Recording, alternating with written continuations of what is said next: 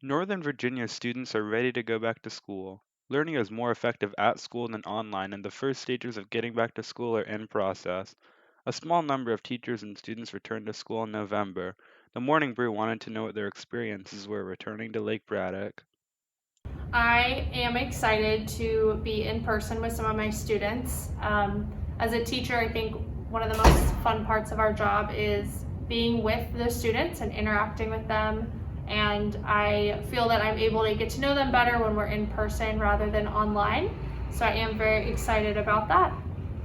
As a teacher, having a little less than half of my students in the classroom and more than half online is very different than I've ever been used to, because I'm used to all of the students being in one space together.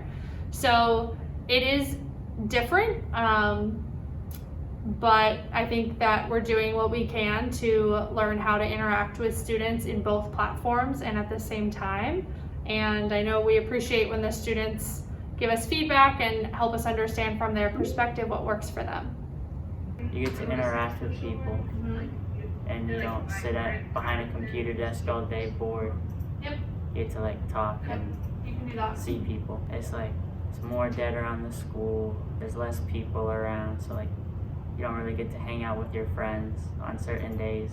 The school chooses who comes in and who doesn't, so you don't really get to interact with your friends and stuff. So I always appreciate a challenge. I think honestly teaching has become more difficult in this setting. It is very hard to teach students through the computer, and even being in person with some of them, it is difficult to communicate with both in-person and online students and collaborate with both, because I'm used to being with everyone in one room. Even though it's difficult because it's new, and we're continuing to learn and figure out how this works for teachers, just as students are figuring out how to be successful with school online.